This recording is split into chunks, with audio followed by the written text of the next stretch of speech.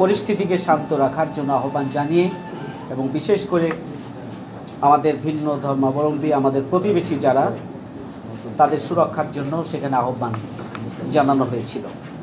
আপনারা জানেন যে 5 তারিখে 5ই আগস্ট এই স্টেটমেন্ট দেওয়ার পরে আবারও রাতে আমিরি জামাতের পক্ষ থেকে একটি ভিডিও বার্তা দেশবাসীর উদ্দেশ্যে দেওয়া হয়েছিল কেন্দ্রীয় সংগঠনের পক্ষ থেকে।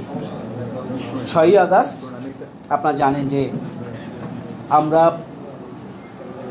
বাংলাদেশ জামাত ইসলামীর পক্ষ থেকে সাংবাদিক সম্মেলন করেছিলেন, জামাত ইসলামীর পক্ষ থেকে করা হয়েছিল এবং আমিরের জামাত সেখানে দেশবাসীকে এবং জামাত ইসলামের সর্বস্তরের নেতাকর্মীকে একই বিষয়ে আহ্বান জানিয়েছিলেন। 7ই আগস্ট নির্বাহী পরিষদের জামাত ইসলামীর বৈঠক থেকেও যে বক্তব্য দেওয়া হয়েছিল সেই বক্তব্য পত্রিকার মাধ্যমে প্রকাশিত হয়েছে। আপনারা জানেন ভিন্ন ধর্মাবলম্বীদের সার্বিকভাবে তাদের পাশে দাঁড়ানো এবং সহযোগিতা করার জন্য মত বিনিময়ের অংশ হিসেবে ঢাকেশ্বরী মন্দিরে আমিরের জামাত সহ আমাদের কেন্দ্রীয় নায়েবে আমির এখানে উপস্থিত আছেন। আমরা নিজেরা সেখানে উপস্থিত হয়েছিলাম এবং সেখানে আপনাদের সাথেই এখানে অধিকাংশই ছিলেন, কয়েকজন ছাড়া তাদের সাথে আমাদের মত বিনিময় হয়েছিল এবং আলহামদুলিল্লাহ একটা ভালো মত বিনিময় করেই আমরা আপনাদের পরামর্শ এবং আপনাদের প্রতি আমাদের যে দায়িত্ব সেই বিষয়টি আমরা আবারও তুলে ধরেছিলাম। আজকে আমরা দেশের এই চলমান অবস্থার প্রেক্ষিতে আবারও আপনাদের সাথে মত বিনিময়ের জন্য কষ্ট করে আমরা এখানে আপনাদেরকে হাজির করেছি। যারা উপস্থিত হয়েছেন তাদেরকে আবারও আমরা আন্তরিক শুভেচ্ছা এবং অভিনন্দন মোবারকবাদ জানাচ্ছি। আমরা জানি যে আপনাদের কিছু কর্মসূচি আছে, সেটা নিয়ে আপনারা ব্যস্ত আছেন। এত ব্যস্ততার মাঝেও যে আপনারা উপস্থিত হয়েছেন এই জন্য আমরা আন্তরিকভাবে আপনাদের প্রতি কৃতজ্ঞতা জ্ঞাপন করছি। এই পর্যায়ে আমরা আমাদের সিনিয়র নেতৃবৃন্দ আছেন, একটু আপনাদের পরিচয়টা যদি আজকে হয়ে যায় তাহলে ভালো হবে।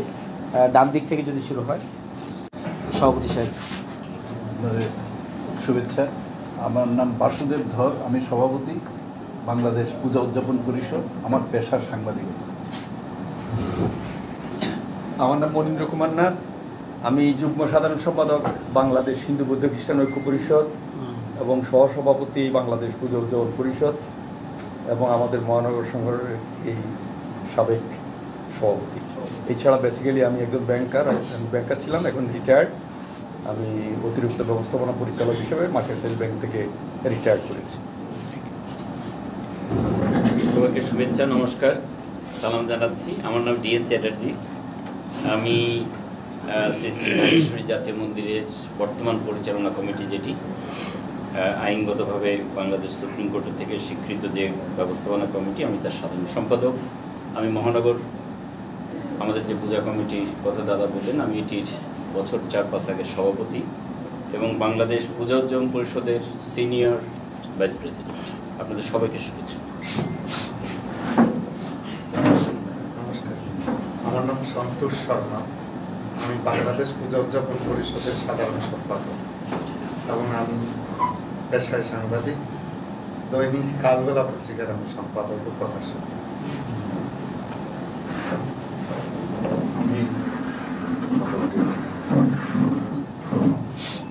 আমি শ্রী লোকনাথ ব্রহ্মচারী আশ্রমের সিনিয়র সহসভাপতি।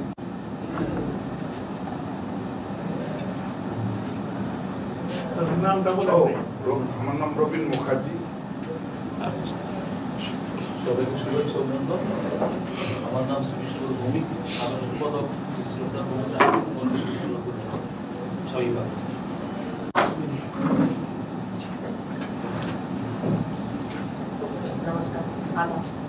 আমি অ্যাডভোকেট প্রতিমা বাগচি, জাতীয় হিন্দু মহাজোটের মহিলা বিষয়ক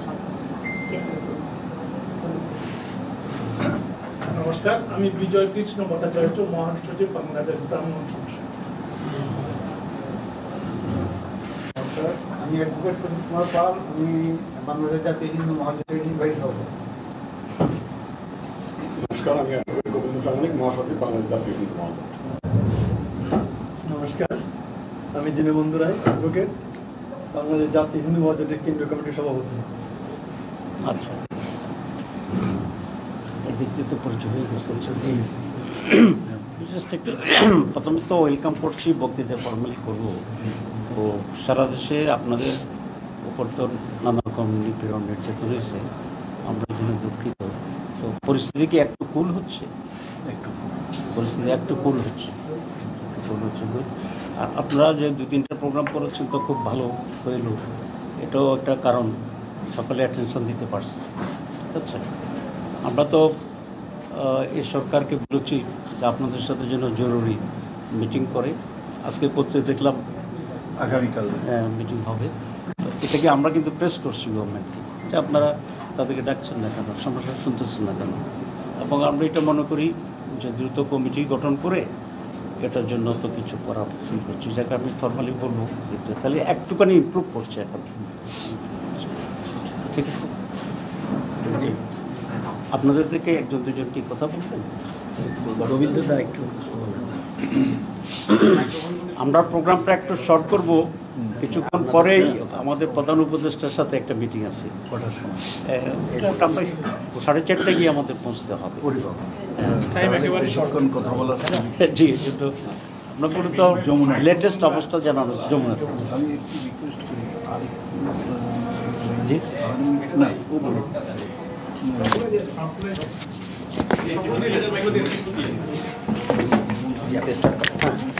নমস্কার। আজকে যে আমাদের বিভিন্ন জায়গায়, সারা বাংলাদেশের বিভিন্ন জায়গায় যে মন্দির বাড়িঘরে যে হামলা হচ্ছে, এটা শুধু আজকে না, এটা 1947 সালের আগে থেকে, 1946 সাল থেকে বিভিন্ন সময়ে আমাদের এই কলকাতা দাঙ্গা, নোয়াখালী দাঙ্গা, এরপরে 1950 সালে সারা বাংলা জুড়ে এরকম দাঙ্গা হয়েছে, 1964 সালে দাঙ্গা হয়েছে, 1971 সালে 1 কোটিরও বেশি মানুষ আমরা শরণার্থী হিসেবে দীর্ঘ 1 বছর একটা তাঁবুর মধ্যে আমরা বসবাস করেছি, যেখানে পায়খানা সেখানেই প্রস্থান সেখানেই স্নান, যার ফলে ওখানে হাজার হাজার লোক ওই সময় মারা গেছে।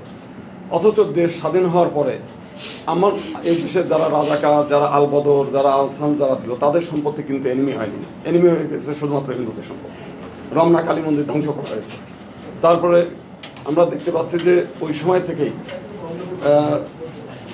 পরবর্তীকালে বিএনপি আসছে, এরশাদের সময় আবার সারা বাংলাদেশের মঠ মন্দিরে হামলা হয়েছে, ভাঙচুর হয়েছে। এবং ঢাকেশ্বরী মন্দিরের আমাদের মাননীয় নেতারা আছেন, ঢাকেশ্বরী মন্দির থেকে আনবকে এমন কোনো ঢাকা শহরে মন্দির ছিল না যে মন্দিরটা তারা আগুনে পুড়িয়ে দেয়নি। সমস্ত চট্টগ্রামের কৈবল্য ধাম থেকে আরম্ভ করে দাদা কক্সবাজারের লোক আছে, সারাটা বাংলাদেশ ধ্বংস হয়েছে। বিএনপির সময় 2001 সালে আপনার ভোলা থেকে আরম্ভ করে সারা বাংলাদেশে কিন্তু ব্যাপক সহিংসতা হয়েছে।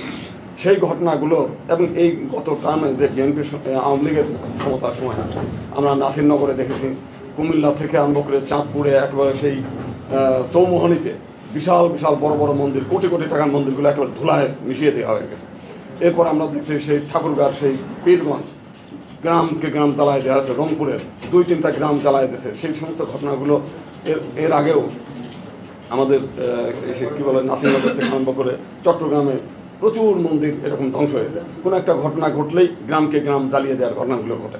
তো এইগুলো শুধুমাত্র আজকে ঘটতেছে তা না, এবং এর ফলে হয়ে গেল কি যে বাংলাদেশে 33% হিন্দু ছিল 1947 সালে, সেটা 2015 সালেও সরকারি সেন্সাসে বলছে 10.7%, 2023 সালে এসে বলছে 7.9%। অর্থাৎ এই গত লাস্টের 6 বছরেও হিন্দু কমছে 2.8%। তো এই অবস্থার একটা অবসান হওয়া দরকার। আজকে আপনারা আপনাদের প্রতি আমাদের কৃতজ্ঞতা অনেক, যে সেই উত্তরবঙ্গে একটা করতা নদীতে যখন স্নান উৎসব ছিল, সেখানে প্রচুর মানুষ সেই জলে ডুবে মারা যায়।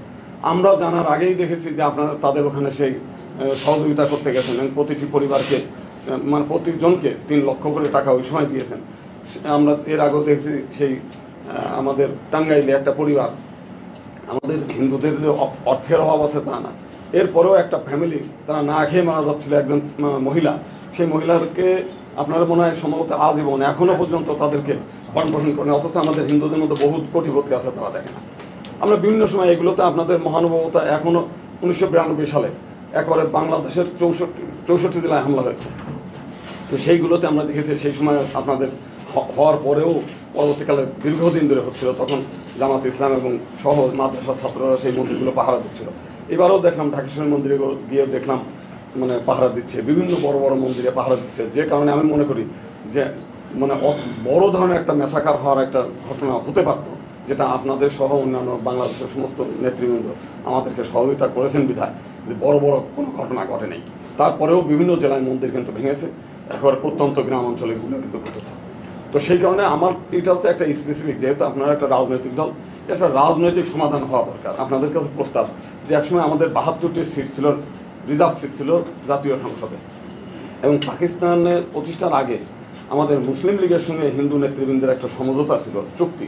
সেটা হচ্ছে যে সেন্ট্রাল অ্যাসেম্বলিতে 10% প্রতিনিধি থাকবে হিন্দুদের, আর প্রাদেশিক পরিষদে 30% প্রতিনিধি হিন্দুদের থাকবে, এবং চাকরি ক্ষেত্রে 20% কোটা থাকবে, এবং সমস্ত হিন্দু ছাত্রদের জন্য একটা স্টাইপেন্ডের ব্যবস্থা থাকবে। এটা পাকিস্তানের সঙ্গে মুসলিম লীগের সঙ্গে তৎকালীন আমাদের যারা হিন্দু নেতৃবৃন্দ ছিল তাদের একটা চুক্তি ছিল, যে চুক্তির ফলে আজকে এই দক্ষিণাঞ্চল এবং সিলেট জেলা ভারত থেকে কেটে এই বাংলার মধ্যে ঢোকে।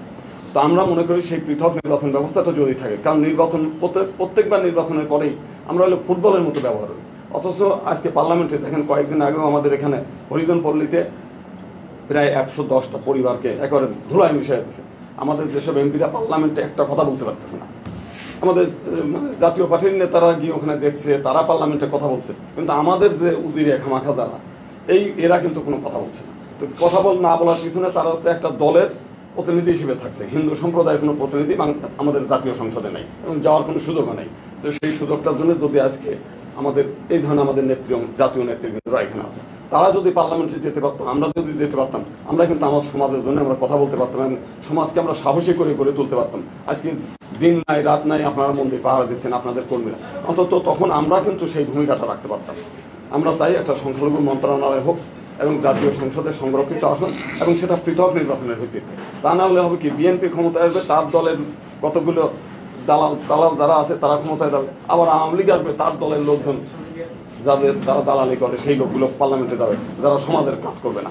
পৃথক নির্বাচন হলে হবে, হিন্দুদের ভোটে তারা নির্বাচিত হবে, হিন্দুদের কাছে কমিটমেন্ট থাকবে, সেই দায়বদ্ধতা থাকবে। সেই দায়বদ্ধতার কারণেই আমরা পৃথক নির্বাচনটাই চাই। আগামীতে যে এটা আসবে আমরা চাইব যে আপনাদের রাজনৈতিক ইশতেহারে এই বিষয়টা আনার জন্য আমরা অনুরোধ করি। ধন্যবাদ।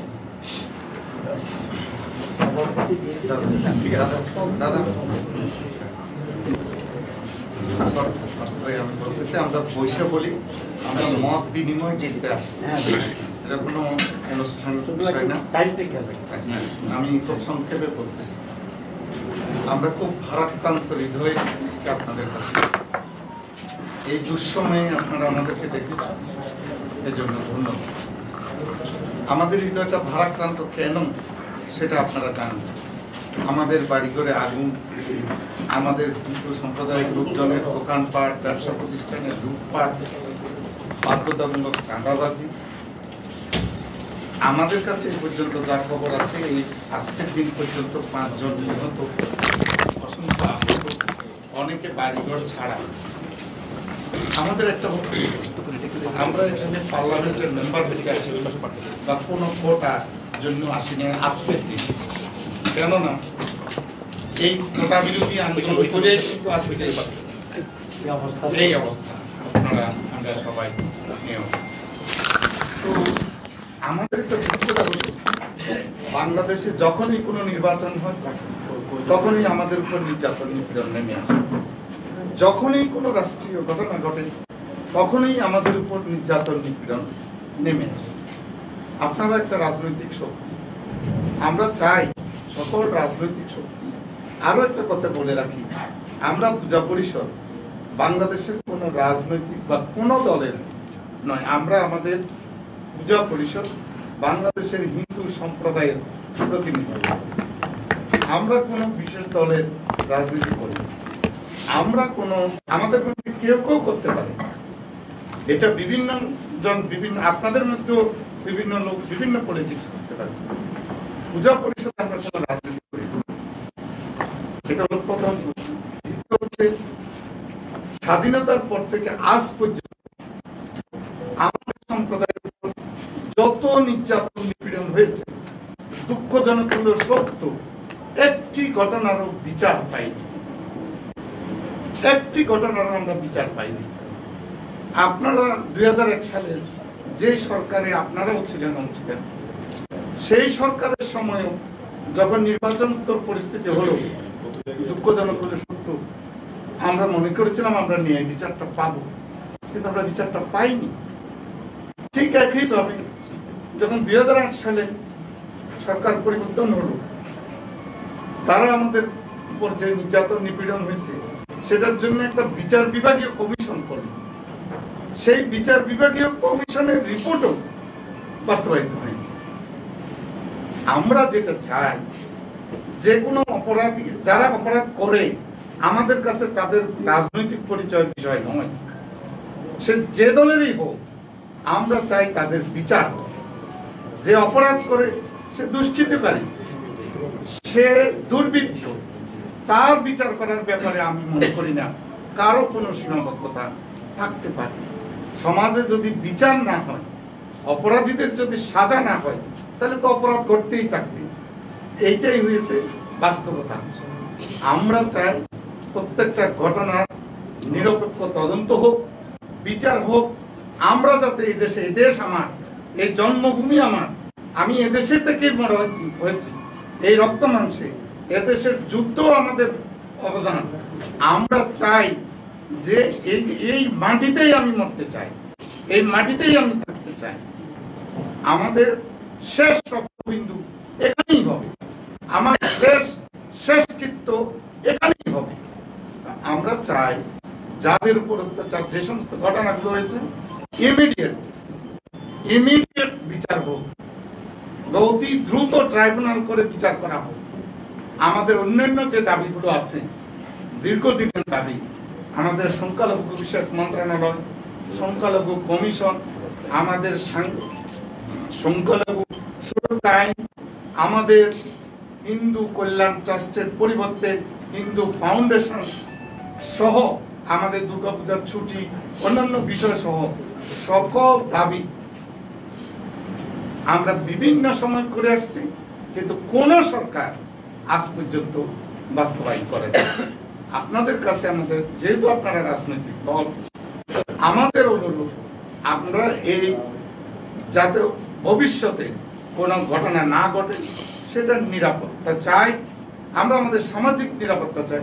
আপনারা শুনলে আশ্চর্য হবেন, বাড়ি বাড়িতে, আমি মন্দিরে আগুন দিলে সেটা আপনি দেখতেছেন, বাড়িঘরে আগুন দিলে সেটা দেখতেছেন, মানুষ মেরে ফেললে সেটা দেখতেছেন, কিন্তু গোপনে যে চাঁদাবাজি চলতেছে, নীরবে চাঁদাবাজি, সেটা কিন্তু কেউ দৃশ্যমান নয়। তারপরে হিন্দু ব্যবসায়ীদের, হিন্দু চাকরিজীবীদের, আমি আজকেও বলতেছি, বেশ কয়েকটা শিক্ষা প্রতিষ্ঠানের শিক্ষকদেরকে পদত্যাগে বাধ্য করা হয়েছে। এই ধরনের ঘটনা কেন?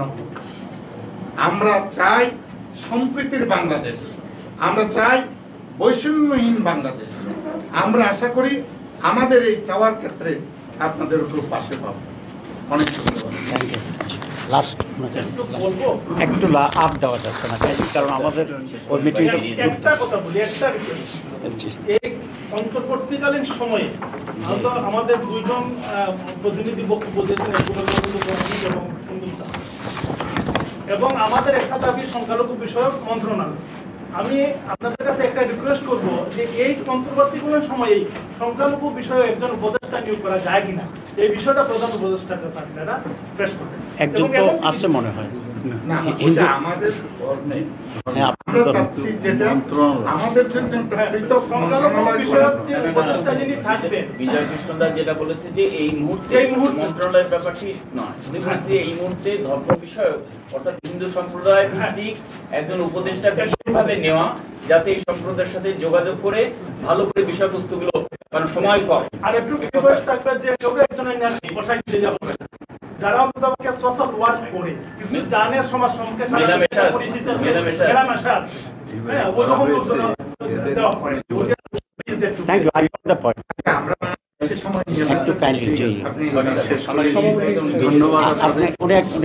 ধন্যবাদ আপনাদের সবাইকে। আজকে ঢাকেশ্বরী মন্দিরে আপনারা গিয়েছিলেন, মত বিনিময় হয়েছে। আজকে আবার আমি গিয়েছিলেন, হ্যাঁ আমি গিয়েছিলেন, আমরা সেখানে কথা বলেছি। এইখানে আমাদের গোবিন্দ যে কথাগুলো বলেছে তার এবং সন্তোষ যে কথাগুলো দুটো মিলে দেখা যায় সব কথাই এসে গেছে। আমাদের যন্ত্রণার কথা এসে গেছে, আমাদের ভিতর যে রক্তক্ষরণ সেটাও আপনাদের উপলব্ধিতে আসছে। আমি একটা কথা, একটু ভিন্ন কথা বলি দাদা। এইখানে একটা সংস্কৃতি তৈরি হয়েছে যে এই হামলা হলে বলে জামাত শিবির, এটা সবাই আপনারা এই ইয়েটা আপনারা দূর করুন।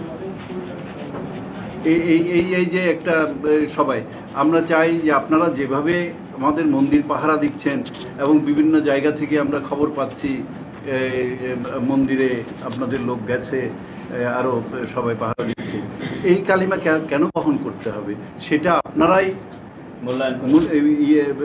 প্রয়োজনীয় নিয়ে রাজনৈতিক ভাবমূর্তি তৈরি করে আপনারা এই ইয়েটা থেকে বেরিয়ে আসুন একটা।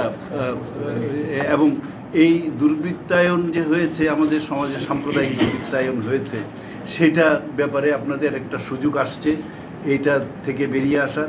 এবং এই যে সাম্প্রদায়িক হানাহানি, একটা কথা আমি বলি, যেমন উপসাগরীয় যুদ্ধ শুরু হলেও সন্তোষ বলেছে যে নির্বাচন এবং অন্যান্য ঘটনায় উপসাগরীয় যুদ্ধ শুরু হওয়ার পরে আমাদের উপর হামলা হয়েছে। মানে একটা অজুহাত, যে কোনো একটা অজুহাত, এখানে ধর্মীয় সঙ্গে বিশেষ করে হিন্দু সম্প্রদায়ের উপর হামলার একটা অজুহাত পেলেই বাস যার ইয়ে আপনারা দাঁড়িয়েছেন। এবার আপনাদের আমরা কৃতজ্ঞতা জানাই। আপনারা এই ইয়েটা মন থেকে যাতে মুছে যায়, আপনারা সেইভাবে আমাদের জাতীয় রাজনীতিতে যদি একটা ভূমিকা রাখেন, আমরা সবচেয়ে বেশি খুশি হব। আর আগামী দিনে নিশ্চয়ই আরও সুন্দর একটা নির্বাচন দেখতে পাবো এবং গোবিন্দ এবং সন্তোষ যেভাবে বলেছে আপনারা সেই জিনিসগুলো সত্যটা এবং দুর্বৃত্তদের শাস্তি। সম্মানিত উপস্থিতি, মত বিনিময় সময়ের কারণে আমরা আরও গুরুত্বপূর্ণ ব্যক্তিবর্গ ছিলেন যে তাহলে আমরা আরও কথা বলার সুযোগ পেতাম। আমরা ইনশাল্লাহ সামনে আরও সময় নিয়ে আমরা মত বিনিময় করতে পারবো ইনশাল্লাহ। তো আপনাদেরকে অনেক ধন্যবাদ। এ পর্যায়ে আপনাদের সামনে সংক্ষিপ্ত কথা বলার জন্য অনুরোধ করছি বাংলাদেশ জামাত ইসলামীর সম্মানিত সেক্রেটারি জেনারেল মিয়া অধ্যাপক গোলাম পরোয়া, সাবেক এমপি। জি সন্তোষ দা। যেটা আমাদের এলাকা, সেখানে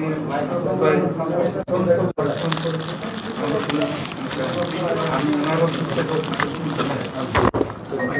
হবে ইনশাআল্লাহ। জি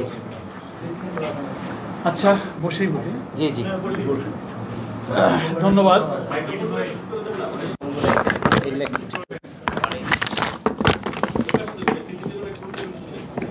আবার আনা যাবে।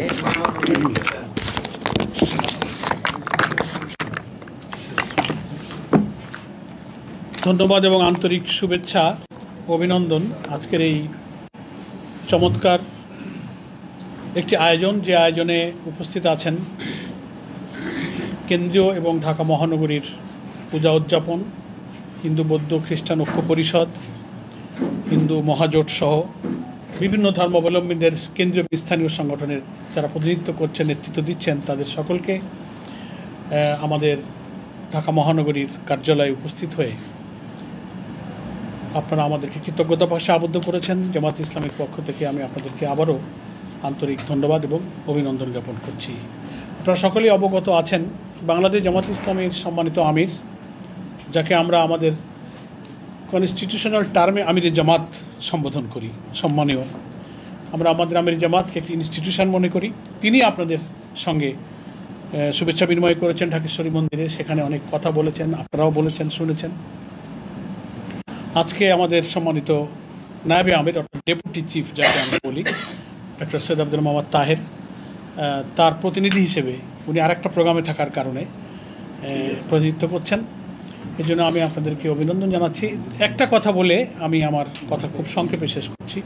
মূল কথা আমাদের ডক্টর তাহের ভাই বলবেন, সেটা হচ্ছে যে খুব ভালো লাগলো এবং জামাত ইসলামী সবসময় আদর্শিক কারণেই, নৈতিক কারণেই ধীরে ধীরে আমার মনে হয় যে আপনাদের কাছে, দেশবাসীর কাছে অনেক পরিষ্কার হচ্ছে সূর্যের আলোর মতো, যে একটা প্রথাগত, একটা ব্যাড কালচার, একটা কনসেপশন যা চলছিল, আমার দাদা বক্তব্যের মধ্যে অনেকটা পরিষ্কার করেছেন।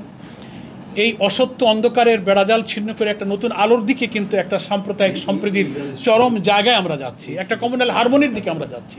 আমি মনে করি যে নতুন বাংলাদেশের যে একটা সুন্দর যাত্রা শুরু হলো, আমাদের মধ্যে কমিউনাল হারমোনির, একটা সাম্প্রদায়িক সম্প্রীতির নতুন বাংলাদেশের একটা শুভ সূচনা হয়তো আমরা করতে পারছি। এর জন্য জামাত ইসলামী আপনাদেরকে শুকরিয়া যেমন জানায়, ধন্যবাদ জানাই, আপনাদের কাছে আমরা সহযোগিতাও কামনা করি।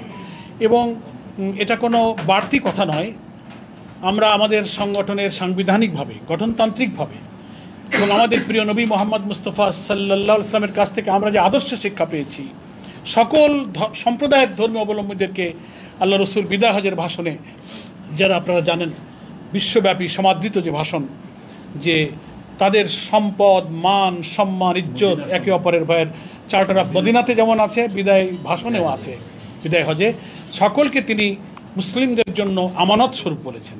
জান, মাল, সম্পদ, ইজ্জত হচ্ছে রক্ত, সব আমানত।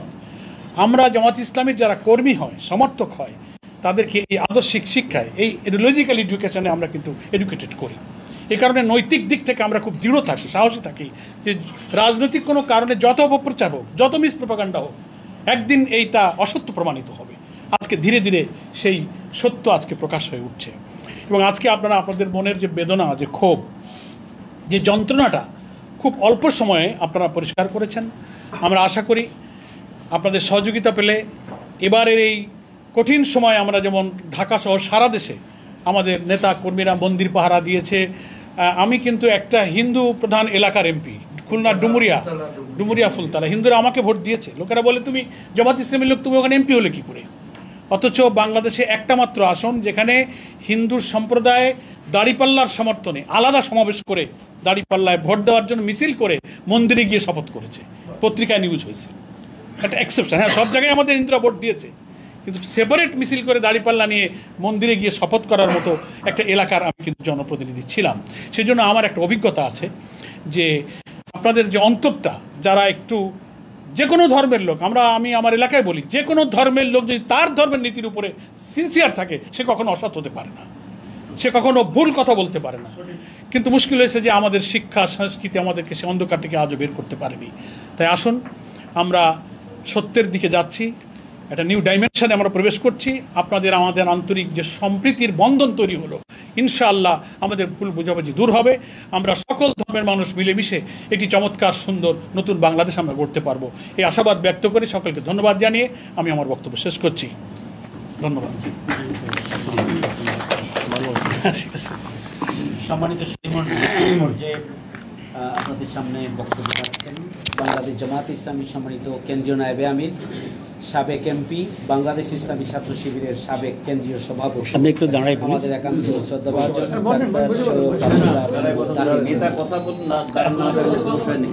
ডাক্তার সৈয়দ আব্দুল্লাহ মোহাম্মদ তাহের ভাইকে বক্তব্য রাখার জন্য বিনীত অনুরোধ করছি। আমি আমাদের সেক্রেটারি জেনারেল মতো ভালো বক্তব্য,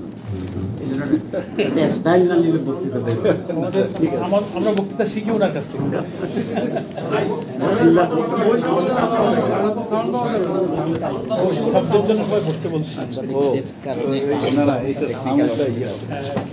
বিসমিল্লাহির রহমানির রহিম, নাহমাদুহু ওয়া নুসাল্লি আলা রাসূলিল কারীম। জামাত ইসলামীর কেন্দ্রীয় নেতৃবৃন্দ, আজকে উপস্থিত আমাদের অত্যন্ত সম্মানিত, সমাজে অনেক বেশি গুরুত্বপূর্ণ এবং বাংলাদেশের সেকেন্ড লার্জেস্ট যে কমিউনিটি এবং হিউজ বিগ কমিউনিটি, হিন্দু সম্প্রদায়ের প্রতিনিধিত্বমূলক নেতৃবৃন্দ, আপনাদের সবাইকে আন্তরিক শুভেচ্ছা এবং আদাব। এটা আমাদের জন্য বিরাট সৌভাগ্যের এবং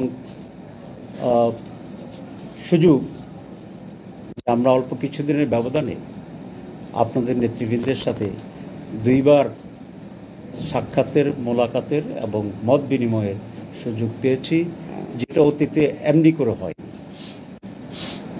আমি একটু এক্সট্রা ধন্যবাদ জানালে আপনারা অন্যরা হয়তো মাইন্ড করবেন না, কালো বেলার মাননীয় সম্পাদককে, সন্তোষ দা। কারণ যখন জামাত ইসলামীকে কেউ পত্রিকায় খবর দিতে চাইতো না, সংকোচ করত, তখন ওনার কালো বেলাতে আমরা কাভারেজ করতাম। তা আমি একটু বিস্মিত হইতাম যেটা কেন ঘটছে। আমার মনে হয়েছে ওনার বক্তব্যে আজকে সেটা রিফ্লেকশন হয়েছে, ওনার বিজ্ঞতা এবং উদারতা, এবং তার পাশাপাশি একটি বড় জনগোষ্ঠীর প্রতিনিধিত্বমূলক একটি প্রতিষ্ঠানকে অ্যাভয়েড না করার যে টেন্ডেন্সিটা, এটা এক ধরনের ইনসাফের প্রতিফলন, ইকুয়ালিটির একটা প্রতিফলন ওনার পত্রিকার মধ্যে আমরা পেয়েছি। এই জন্য ওনাকে একটা এক্সট্রা ধন্যবাদ দিতে চাই। আপনারা অনুমতি দেন তো নাকি?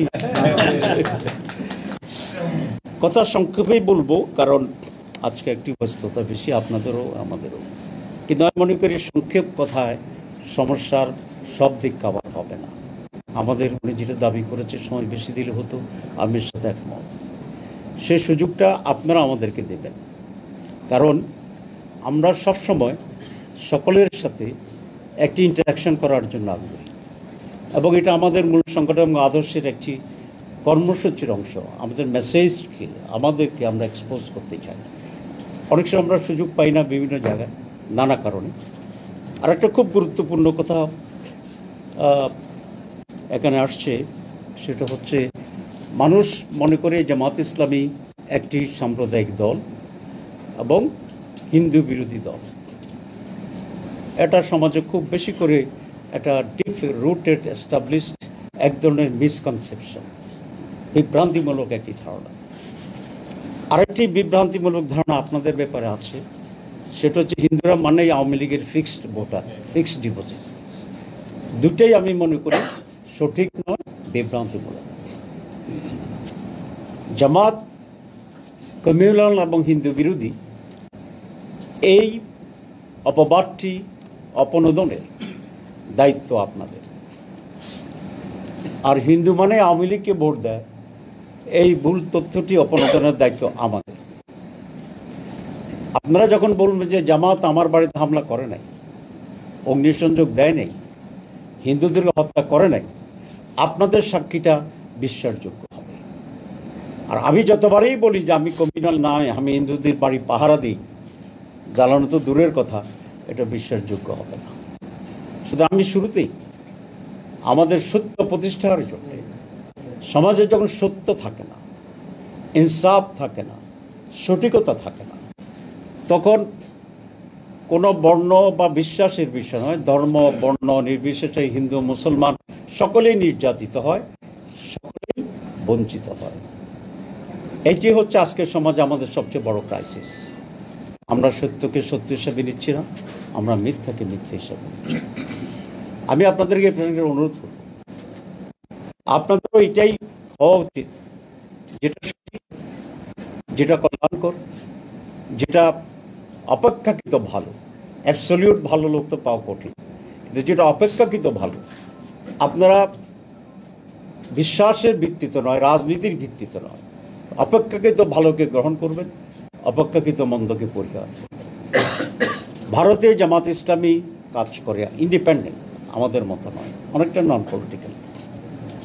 প্রথমে জামাত সিদ্ধান্ত নিত যে আমরা ভোট দেব না, ভোট থেকে তারা বিরত থাকতো। একটা পর্যায়ে এসে তারা ভোট দেওয়ার সিদ্ধান্ত নিত, এবং কাকে ভোট দেবে, যেদের নন পলিটিক্যাল পার্টি, সেখানে তারা মূলনীতি দিয়েছে যে যারা ক্যান্ডিডেট হবে তাদের বিরুদ্ধে মানুষ হিসাবে যিনি অপেক্ষাকৃত ভালো, আমরা তাকে ভোট দেব। তো ক্যান্ডিডেট তো অধিকাংশই হিন্দু হবে, আমাদের দেশের অধিকাংশ মুসলমান, তাহলে হিন্দুকেই তো ভোট দিচ্ছে। কিন্তু হিন্দুদের ভিতরে যিনি অপেক্ষাকৃত ভালো, তাকে দেওয়ার সিদ্ধান্ত কোনো ব্যক্তি বা কোনো দলকে নয়, বাই পার্সন দে সিলেক্টেড। এরকম একটি নীতিমালা আমাদের দেশে মুসলমানদেরও যদি থাকতো, যে যে ভালো ক্যান্ডিডেট আমার এলাকায়, আমি তাকে ভোট দেবো, তাহলে এটা অসুবিধা হতো না। আপনারা যে দাবিগুলো উত্থাপন করেছেন, এর প্রায় সকলগুলোর সাথে প্রায় বললাম একটি আমাকে আরেকটি স্টাডি করার অপেক্ষায়, আদারওয়াইজ আমরা সব কিছুর সাথেই একমত আছি। আমি এটা দৃঢ়ভাবে বিশ্বাস করি যে পার্লামেন্টে প্রত্যেক দলের মিনিমাম একটা প্রতিনিধিত্ব থাকা উচিত। আমাদের দেশে অনেক ছোট দলও আছে, তাদেরও কিছু পিকুলিয়ার সিচুয়েশন হয়, তাদেরও কিছু এক ধরনের নিজস্বতা আছে, তাদের কিছু আলাদা ধরনের ডিমান্ড আছে, সেগুলো তার দলের প্রতিনিধি যেভাবে এক্সপ্রেস করবে আরেকজন ব্যক্তিটা পারবে না। সেই জন্য আমি সংখ্যাগত সেটা বলছি না, কিন্তু আমি বলছি প্রত্যেকটা বিশ্বাসের লোকদের একটি মিনিমাম প্রতিনিধিত্ব পার্লামেন্টে থাকা উচিত। আমরা নীতিগতভাবে রিপ্রেজেন্টেটিভ টাইপ অথবা ইলেকট্রাল পার্সেন্টেজ অফ ভোটসের ভিত্তিতে পার্লামেন্টের প্রতিনিধিত্বের ব্যাপারে আমরা চিন্তা ভাবনা করি, যেটা টার্কিতে এখন প্র্যাকটিস হচ্ছে আপনারা জানেন। এবং সেরকম যদি হয় তাহলে আপনাদের প্রতিনিধিত্বের সংখ্যা অনেক বাড়বে, কিন্তু এটা কারা করবে না? একটা অনেক বড় দল আছে, তারা এটা সমর্থন করবে না। এবং কেন করলে তারা এটা করতে পারত? তার অ্যাবসলিউট মেজর ছিল, 2/3 ছিল, সংবিধান পরিবর্তন তাদের সুযোগ ছিল। তারা যদি আপনাদের বন্ধু হইতো রিয়েলি, তো তারাই তো করতো। তারা করবে না, এই জন্য তারাও মনে করে যদি সম্প্রদায় ভিত্তিক ভোটের জন্য আলাদা ব্যালট বাক্স হয়, তাহলে অনেক জায়গায় তারা ভোটের ব্যবধানে হেরে যাবে, আপনাদেরকে যদি ফিক্সড ডিপোজিট মনে করে। তো সুতরাং তারা যখন তাদের স্বার্থের কনসিডারেশন আসে, তখন আপনাদেরকে ব্যবহার করতে চায়, কিন্তু আপনাদের কাছ থেকে সেভাবে তারা এখানে অধিকার দিতে চায়। It's a political interest. এরপরে যেটা আমি মনে করি সেটা হচ্ছে, আপনারা যেগুলো বলছেন বাড়ি পড়ে দিচ্ছে, মানুষ হত্যা করছে, ব্যবসা শেষ করছে, তার চেয়ে অনেক বড় ক্রাইসিস হচ্ছে, আপনাদের সমস্যা হচ্ছে নিরাপত্তাহীনতা বোধ। আপনি শত কোটি টাকার মালিক, আপনি ঘুমাতে যাওয়ার পরে নিরাপত্তাহীনভাবে শুতে যান, আপনার ঘুম আসে না, একটু পরেই কেউ আসে ধাক্কা দেবে কিনা। এই নিরাপত্তাহীনতা বোধটা আপনাদের এক নম্বর সমস্যা আমার দৃষ্টিতে। আপনারা যদি নিরাপদ বোধ করেন, তাহলে অনেক কিছুরই সমস্যার সমাধান হয়ে যাবে। জামাতে ইসলামী কখনোই কোনো সম্প্রদায়ের উপরে আঘাত করা নীতিগতভাবে বিশ্বাস করে। আমরা হিন্দুদের উপর আঘাত করলাম না, যদি মুসলমানদের উপর আঘাত করি তাহলে সেটা ঠিক হবে। আঘাতটাই বেটি, তিনি মুসলমান হন, তিনি হিন্দু হন। আমরা কেন করি না? আমরা কেন বুক ফুলে বলি? সেক্ষেত্রে কিছু বলেছেন। আমরা যে আদর্শে বিশ্বাস করি ইসলাম, সেই ইসলামে কোনো সাম্প্রদায়িকতা নেই। উনি বেশিরভাগ হিন্দু অধ্যুষিত এলাকার এমপি, আমি মিনিমাম হিন্দু অধ্যুষিত এলাকার এমপি, 14 আমার এখানে আছে। আমার সময়ে একটা নজির যদি আপনারা দিতে পারেন, একটা, যে এখানে হিন্দুদের উপরে ইনসাফ পানি। 14 গ্রাম প্রপারে একটা আপনাদের মন্দিরের জায়গা ছিল বড়, যারা আপনাদের অনেক বিরাট বন্ধু হিসাবে দাবি করে, তারা, আপনারা করেন বলি নাই, ওরা, তারাই মন্দিরের অনেক বিরাট জায়গা দখল করে গেছিল প্রত্যেক বাজারে। আমি নিজে দাঁড়িয়ে পুলিশ এনে ভেঙে সেখানে ওয়াল করে দিয়েছি। আমি অনুরোধ করব 14 গ্রামের আপনাদের পুজোর যে কমিটির সভাপতি, সেক্রেটারি যারা আছে, এখন আছে কিনা জানি, আমি তো 10 বছর এলাকায় যেতে পারি না, আচ্ছা, তাদের থেকে আপনারা জানবেন। আমি প্রকাশ্যে সাংবাদিকদের সামনে বলছি, কারণ this is my moral responsibility, এবং এটা আমার আদর্শিক ইসলামিক রেসপন্সিবিলিটি, এবং সেটা আমি করছি, এটা আমার দায়িত্ব। আর পাহাড়া বাবরি মসজিদ যখন সমস্যা হলো, অ্যাকচুয়ালি এখানে একটা ডিফারেন্সিয়েশন হতে পারে, সব তো জ্ঞানী গুণী মুসলমান না। আমরা সাথে সাথে প্রত্যেকটি, যে আমি পার্সোনালি গেছি এবং পাহাড়ের ব্যবস্থা করছি। এটা আমাদের ভালো লেগেছে, এটা আমাদের ভালো লেগেছে। আমি প্রত্যেক দিন 14 গ্রাম ফোন করি যে হিন্দুবাদের কোনো সমস্যা আছে কিনা, কালকে রাত্রেও করেছি, তো বলো যে না। তো সুতরাং বলেছি, এটা আমাদের কোনো একটা বিশেষ সিচুয়েশনের আমাদের স্পেশাল কোনো ভূমিকা নয়। এটা আমার বিশ্বাসের দিক থেকে, আদর্শের দিক থেকে, নৈতিকতার দিক থেকে সামাজিক দায়িত্ব হিসাবে, এবং এটা আমরা কন্টিনিউ করবো ইনশাআল্লাহ। আরও প্রয়োজন হলে আরও করব। শুধু পূজা মণ্ডপ পাহারা নয়, সামাজিকভাবে আপনাদের সকলেই তো অনেক ধনী নয়, অনেক সমস্যামুক্ত। সেখানে যদি আপনারা অন্য কোনোভাবেও যদি আমাদের সহযোগিতা চান এবং আমাদের যদি অ্যাবিলিটি থাকে, আমরা ইনশাল্লাহ আমির জামাত এবং জামাতের পক্ষ থেকে আমি কমিটমেন্ট দিয়ে যাচ্ছি, আমরা এটা করব। সমস্যাটা ছিল আপনাদের সাথে আমাদের কমিউনিকেশন প্রপার না হলে অনেক কিছুই বুঝে যায় না। তো যেহেতু এটা শুরু হয়েছে, আপনারা যদি সুযোগ দেন, আমি বলেছি আমরা মাঝে মধ্যেই বলবো, আপনারা যখন ফিল করেন বসা দরকার তখন আমি শুনব। বাংলাদেশ একটি হোমোজিনিয়াস কান্ট্রি, এখানে একই ভাষায় আমরা কথা বলি, খাবার রুচি একরকম, অন্যান্য দেশের মতো এক জায়গায় এক ভাষা নয়, আমরা একই ভাষার মানুষ। সুতরাং এই দেশটি সকলে মিলে ঐক্যবদ্ধ হয়ে একটি শান্তির বাংলাদেশ গড়ে তোলা কিন্তু খুব কঠিন বিষয় নয়, খুব কঠিন বিষয়। আমরা সেভাবে অগ্রসর হব এবং আরও ছোট প্রতিনিধিত্ব যে সমস্ত ধর্মের লোক আছে তাদের প্রতি আমাদের একই মেসেজ যে আমরা সকলের সাথে আছি। যেখানেই নির্যাতন সেখানেই আমরা জামাত ইসলামী, যেখানে বঞ্চনা সেখানেই বাংলাদেশ জামাত ইসলামী, যেখানে অভাব অনটন সেখানেই ইনশাল্লাহ জামাত পৌঁছবে। আপনারা আমাদেরকে জানাবেন, আমাদের সামর্থ্য অনুযায়ী, আমাদের গভর্নমেন্ট না, ঠিক আছে, আমাদের যতটুকু সামর্থ্য আছে আমরা করব।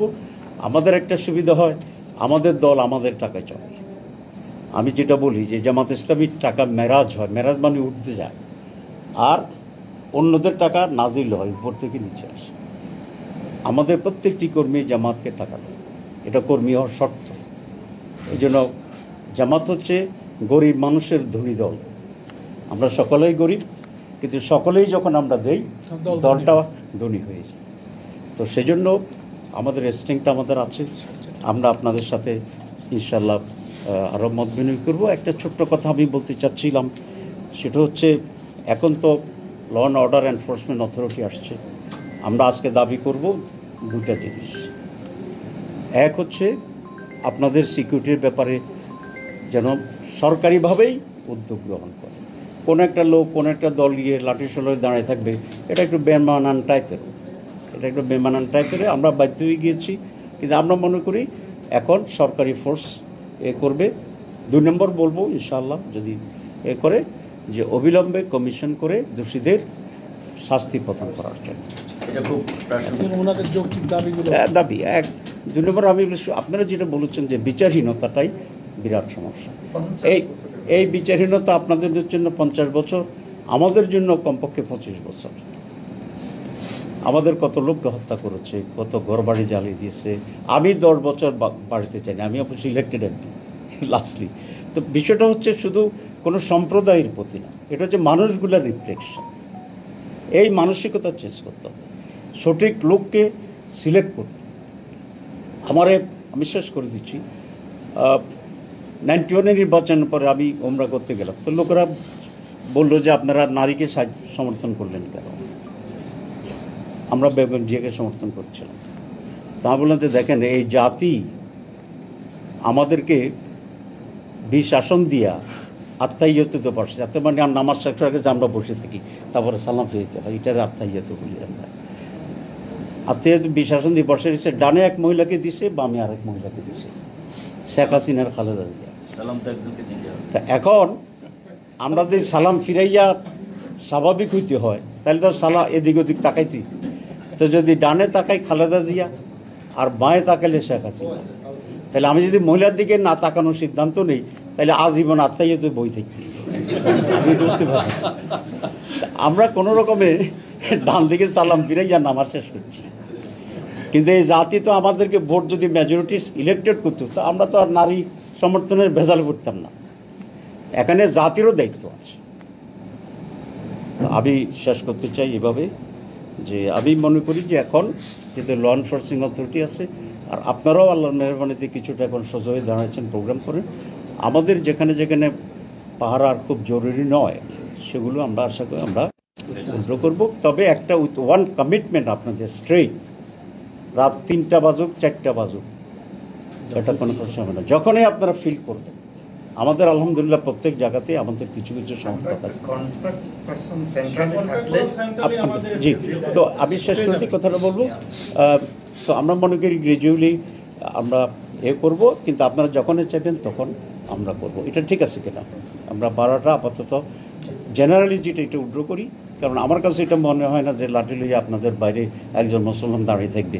এটা একটা সাংঘাতিক ধরনের যে তাহলে কি হচ্ছে সাইকোলজিক্যালি এই জন্য করছি। তবে উইথ দিস কমিটমেন্ট যে ইনশাল্লাহ যখনই দরকার, যত দরকার তখন আমরা হ্রাস করব, যে দ্রুত যান আমরা পাই সেটা দিয়ে। আমরা শুধু এই বিষয়গুলো কথা নাই, সব একটা কন্ট্যাক্ট আমরা আপনাদেরকে একটা কন্ট্যাক্ট পয়েন্ট বাই টুমোরো পরামর্শ করে আমরা দিয়ে দেবো। আজকে উপস্থিত আমরা না, যেটা আমার ভালো হবে ইনশাল্লাহ। সাংবাদিক বন্ধুদেরকে অনেক ধন্যবাদ।